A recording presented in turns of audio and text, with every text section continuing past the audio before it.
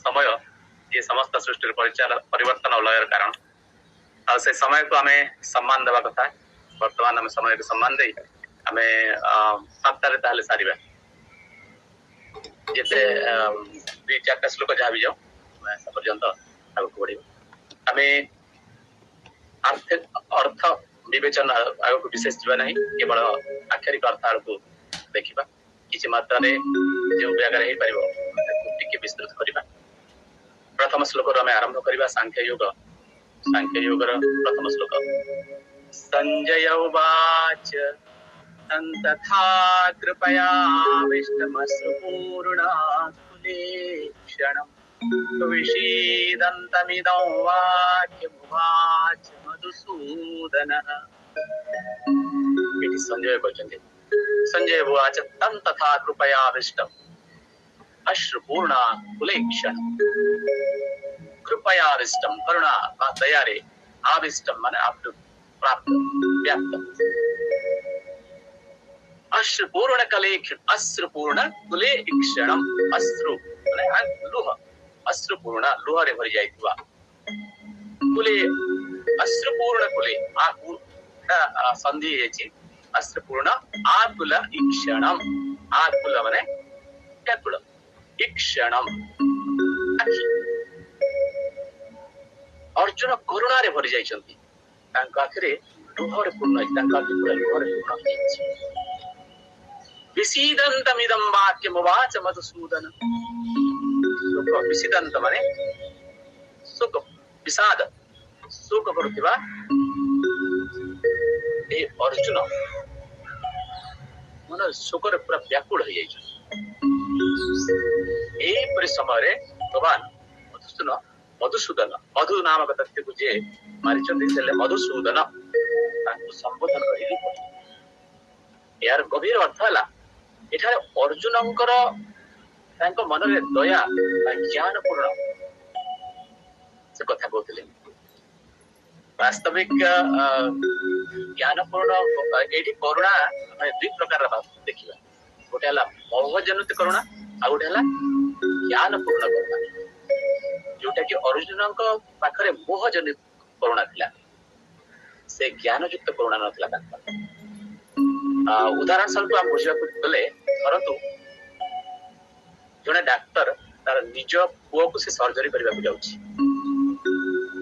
से जेतबे मनरे भाबिबो मो पुओ को कष्ट देबिनी बोली एहा करुणा नुहे एहा हला मोहयुक्त करुणा जदि ताको से ऑपरेशन कले सुस्थ कर दला सेटा हला ज्ञान युक्त तो वर्तमान अर्जुन मध्य यही मोहरे पड़ जाए से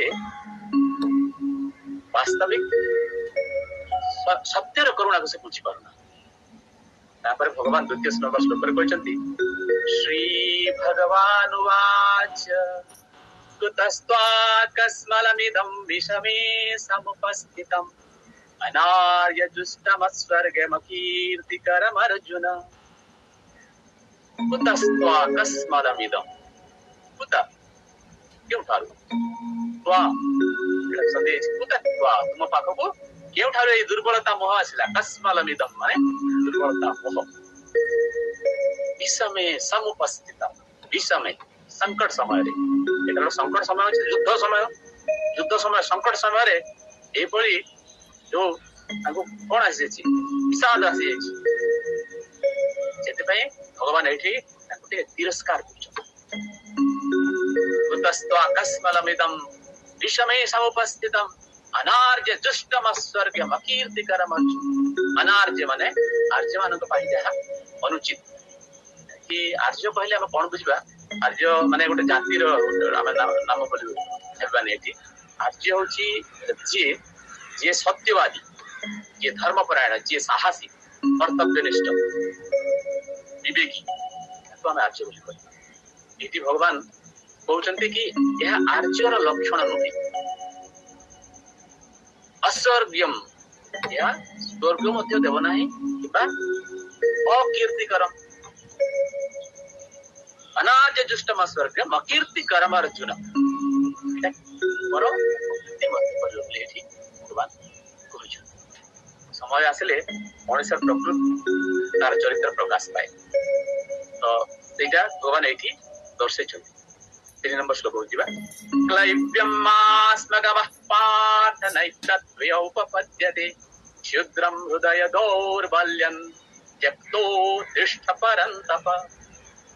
ଏଇଠି ଟିକେ ଭଗବାନ ମାନେ ଅର୍ଜୁନକୁ ଗାଳି କରିଛନ୍ତି। କ୍ଳୈବ୍ୟମ ବୋଲି କହିଛନ୍ତି। କ୍ଳୈବ୍ୟମ ମାନେ ଅପୁରୁଷ ବୋଲି କହିଛନ୍ତି।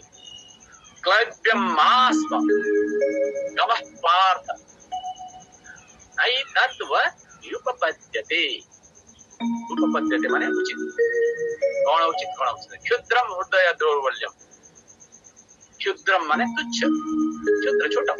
ହୃଦୟ ଦୌର୍ବଲ୍ୟ ହୃଦୟର ଦୁର୍ବଲ୍ୟତା। ତପ୍ତ ତିଷ୍ଠ ହୃଦୟର ଦୁର୍ବଲ୍ୟତା ଛାଡ଼ିକରି ଉଠ। ପରନ୍ତପ ମାନେ ଶତ୍ରୁ ଦମନକାରୀ ଅର୍ଜୁନ, ଏ ପାର୍ଥ ତମେ କାପୁରୁଷତାକୁ ଛାଡ, ଏହା ତୁମକୁ ଶୋଭା ଦେଉନାହିଁ। এই ছোট হৃদয়ের দুর্বলতাকে ছাড়ি বর্তমান উତ୍ତିଷ୍ଠ ହୁଅ।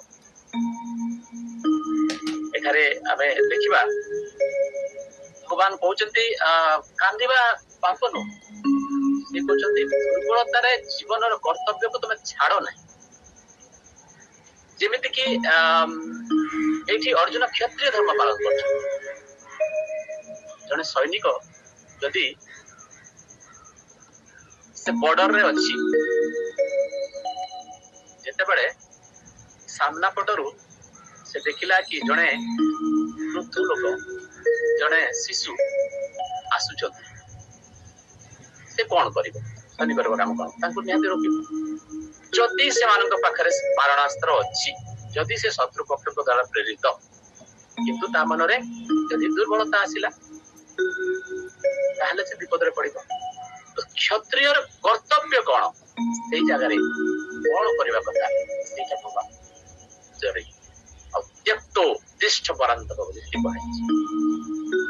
ଶ୍ଲୋକ 4 ଅର୍ଜୁନ ଉବାଚ କଥଂ ଭୀଷ୍ମମହଂ ସଂଖ୍ୟେ ଦ୍ରୋଣୈ ଚ ମଧୁସୂଦନ ଇଷୁଭିଃ ପ୍ରତିୟୋତ୍ସ୍ୟାମି ପୂଜାର୍ହାବରିସୂଦନ।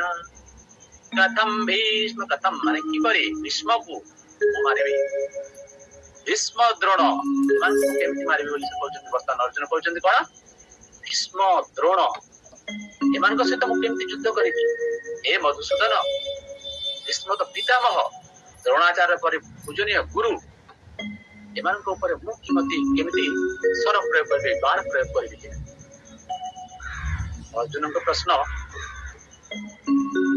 ସମ୍ମାନରୁ ଆସିଛି, କିନ୍ତୁ ସେ ଭୁଲି ଯାଇଛନ୍ତି ଗୁରୁ ଯେତେବେଳେ ଅଧର୍ମର ପକ୍ଷରେ ଦଣ୍ଡାୟମାନ ହଉଛନ୍ତି, ସେତେବେଳେ ଧର୍ମ ରକ୍ଷା ହେଲା ପ୍ରଥମ। ଆମେ ଗୋଟେ ଉଦାହରଣ ବୁଝିବା। ମାନି ନିଅନ୍ତୁ ଆପଣଙ୍କ ପୁଅ ବିଚାରପତି। ଆପଣଙ୍କ ପୁଅ ବିଚାରପତି ଆମେ କହିଲେ ଜଣେ ବିଚାରପତିଙ୍କ ପୁଅ ଅଛନ୍ତି, ଆଉ ତାଙ୍କର ବାପା ଜଘନ୍ୟ ଅପରାଧ କରିଛନ୍ତି। ବର୍ତ୍ତମାନ ବିଚାରପତିଙ୍କ ପୁଅ କଣ କରିବ? ବିଚାରପତି ତାକୁ ଛାଡିଦେବ ନା ନ୍ୟାୟ କରିବ?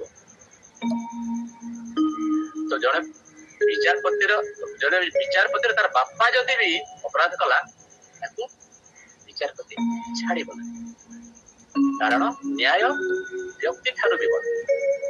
ବର୍ତ୍ତମାନ ଏଇ ଶ୍ଲୋକରୁ ଆମେ ଏଇଭଳିଆ ବୁଝିବା। ବର୍ତ୍ତମାନ ଆଗକୁ ଆମେ ଯୋଉ ଶ୍ଲୋକ ଦେଖିବା, ଏଇଠି ଛନ୍ଦ ବଦଳି ଯାଇଛି। ଆମର ଆଗରୁ ଆମେ ଯାହା ସବୁ ଛନ୍ଦ ପଢୁଥିଲୁ ସବୁ ଅନୁଷ୍ଠୁପ ଛନ୍ଦରେ ଥିଲା, ଆଉ ବର୍ତ୍ତମାନ ଆମେ ଯାହା ପଢିବା ଏଇଟା ସବୁ ହେଲା ତ୍ରିଷ୍ଠୁପ ଛନ୍ଦ। ତ ଆଉ 5 ମିନିଟ ସମୟ ଅଛି। ଆମେ ଯଦି ଛନ୍ଦ ବିଷୟରେ ଜାଣିବା ହୁଏତ ଆମକୁ ସମୟ ଲାଗିବ। ମୁଁ ଗୋଟେ ଶ୍ଲୋକ କହୁଛି, ନେକ୍ସଟ ଆମେ ଆଗକୁ ଛନ୍ଦ କିଛି ସମୟ ଗୋଟେ 2ଟା ଯୁକ୍ତିରେ ମୁଁ ଆପଣମାନଙ୍କୁ କହିବି। ଯେତେବେଳେ ଆମେ ବେଦ ପଢୁଛୁ, ବେଦାଙ୍ଗ, ଆକ୍ଚୁଆଲି ଛନ୍ଦ ଗୋଟେ ଆମର ବେଦାଙ୍ଗରୁ, ବେଦର ଅଙ୍ଗ 5ଟା ଅଛି, ବେଦର 6ଟା ବେଦାଙ୍ଗ ମଧ୍ୟରୁ ଗୋଟେ ହେଲା ଛନ୍ଦ। ଛନ୍ଦର ଅର୍ଥ ହଉଛି शब्द अक्षर और मात्रा को निर्दिष्ट नियम रे सजाई ताकू श्लोक रचना करिबार कविता किबा श्लोक रचना करिबार गोटे पद्धति जेपरि देखंतु हमर एठी अनुष्टुप छंद रे 8टा लेखाए प्रति पाद अछि गोटे श्लोक को 4टा पाद कहे 4टा पाद रे व्यक्त करा जाय आ प्रति पाद रे 8टा लेखाए अक्षर अछि 8टा 8 जाऊ 32टा अनुष्टुप छंद रे 32टा अक्षर से भलिया त्रिष्टुप छंद रे हमर 11 44टा अक्षर अछि और तार छंद और लय मध्ये टिके अलगा छंद गुडा बहुत गुडे अछि गायत्री छंद जेंति आपण पढे 24टा अक्षर एडे 3टा पाद थाए 8टा अक्षर 3टा पाद रे से भलिया आउरी अलगा अलगा छंद अछि आपण जगती अछि प्रति अछि बहुत गुडे अछि छंद तो आमे वर्तमान त्रिष्टुप छंद को आसीबा एई श्लोक परे आमे समापन करबा आगो को एक्चुअली 7 नंबर श्लोक रे प्रकृति रे भगवत गीता प्रारंभ हुए आमे से श्लोकटा आसंता सप्ताह रे प्रारंभ करबा आज देखिबा 5 नंबर श्लोक शेष एठी त्रिष्टुप छंद रे तार लय टिके भिन्न हो गुरु नहत्वा हि महानुभावा श्रेयो भोक्तुम भैष्यमपि लोके अत्वार्थ कामास्तु गुरु निहैव कुञ्जीय भोगा रुदिर प्रदिग्धा गुरु नहत्वा गुरु मान को बद्ध न करी अर्जुन कहते अर्जुन ये कौन कर महान गुरु मान को हत्या करी राज्यभोग केमती करेंगे से कहते राज्यभोग करने ठारू भिक्षा कर जीवन बीतेगा भल बोली से कुंजीय भोगान रुधिर प्रदिग्धान रुधिर प्रदिग्धान माने रक्त रे लिप्त से राज्य मु केमती भोग करी ए कथा एठी कहाइछ वास्तविक अर्जुनकर हृदय कोमल किंतु तांकर विवेक मोहरे आवृत से भाबुचंती युद्धर उद्देश्य राज्य भोग किंतु भगवान तांको परे बुझेचंती जे युद्धर लक्ष्य हला धर्मर स्वार्थ धर्मर हला सुरक्षा करबा व्यक्तिगत स्वार्थ नहीं तो चला तो आमे आज ए 5 श्लोक रे आमे समापन करबा 5 श्लोक रो जो सार भगवान कहचंती ए 5 श्लोक भितरे वास्तविक अर्जुन को जो विषाद बा मोह प्रकाश पाउची ए मोह को दूर करी आगो को तागर कर्तव्य और धर्म शिक्षा देबा एटा प्रारंभ होईची अपरे हमें एई थारे ही मोर बाणी को विराम देबी तो कार्यक्रम आउरी अनेक छी आगो को छी तेणु करी समस्त को धन्यवाद देबी माटी लग्न परिवार को कृतज्ञता जणाइबी जय श्री कृष्ण समस्त को प्रणाम जय जगन्नाथ।